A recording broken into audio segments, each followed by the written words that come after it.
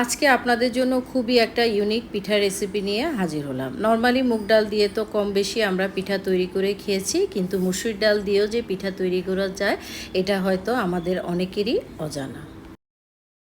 আসসালামু আলাইকুম সবাইকে, আশা করি সবাই ভালো আছেন। আরেকটা নতুন ভিডিও দেখার জন্য আপনাদের সবাইকে আমার পেজে স্বাগত।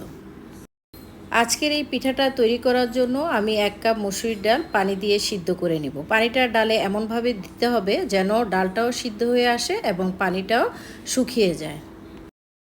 অন্যদিকে 1 কেজি দুধ চুলায় জাল দিয়ে আমি ঘন করে নিব। সাথে দিয়ে দিব কিছু গুঁড়া দুধ। গুঁড়া দুধটা দিলে এই দুধটা দিয়ে যে কাইটা তৈরি করা হবে তখন পিঠাটা খেতে কিন্তু অনেক বেশি মজার হয়। দুধটা যখন ঘন হয়ে আসবে তখন এর মধ্যে অল্প একটু লবণ দিয়ে আমি আটা দিয়ে পিঠার কাইটা তৈরি করে নেব। এই আটার কাইটা গরম থাকা অবস্থায় আমি মসুরির ডালের সাথে হাত দিয়ে খুব ভালো করে ডাল এবং আটার মিশ্রণটাকে মথে নিব। সাথে যোগ করে দিব একটু ঘি। ঘিটা দিলে এই পিঠাটা বানালে অন্যরকম একটা ফ্লেভার তৈরি হয়। তৈরি করা কাইটা থেকে অল্প অল্প করে কাই নিয়ে ডাইসারে বসিয়ে চাপ দিয়ে আমি পিঠার শেপ তৈরি করে নিব। একইভাবে সবগুলো পিঠা আমি এভাবে তৈরি করব। আপনারা চাইলে যে কোনো শেপের এই পিঠাগুলো আপনাদের পছন্দ মতো বানিয়ে নিতে পারেন।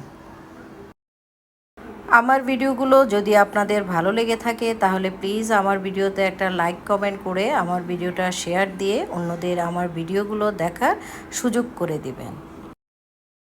এখন আমি এই পিঠাটার জন্য একটা চিনির শিরা তৈরি করে নিব। এর জন্য 1 কাপ পানিতে আমি আধা কাপ চিনি দিয়ে একটা শিরা বানিয়ে নিব। সাথে দিয়ে দিব 2টা এলাচ। এই শিরাটা খুব বেশি ঘন হতে হবে না, পাতলা হলেই চলবে। অন্যদিকে পিঠাটা ভাজার জন্য আমি প্যানে তেল বসিয়ে দিব। তেলটা যখন গরম হয়ে আসবে তখন মিডিয়াম আঁচে রেখে আমি এই পিঠাগুলো ভাজবো। খুব বেশি আগুন বাড়িয়ে দিলে দেখা যাবে যে উপর থেকে তাড়াতাড়ি পুড়ে যাবে আর ভিতরে কাঁচা থাকার একটা সম্ভাবনা থাকবে। এক পিঠ হয়ে এলে আমি অন্য পিঠ উল্টিয়ে দিব। একইভাবে সবগুলো পিঠা আমি এভাবে ভেজে নিব। আর চেষ্টা করবেন এই ভাজাটা একটু মচমচা হলে এই পিঠাটা খেতে কিন্তু বেশি ভালো লাগে। এক্ষেত্রে খেয়াল রাখতে হবে যে পিঠা এবং চিনির শিরা দুইটার মধ্যে যে কোনো একটা জিনিস যেন গরম থাকে, না হলে কিন্তু পিঠার মধ্যে শিরাটা ঢুকবে না। পিঠাগুলো ভাজা হয়ে গেলে একটা ছাঁকনি দিয়ে এগুলোকে আমি তেল থেকে ভালো করে ছেঁকে নিব। পরে এটাকে আমি শিরার মিশ্রণে দিয়ে দিব। চিনির শিরায় এক পাশ ভালো করে ডুবিয়ে পরে আরেক পাশ ডুবিয়ে নিতে হবে। একইভাবে সবগুলো পিঠা আমি এভাবে খাবার জন্য তৈরি করে নেব।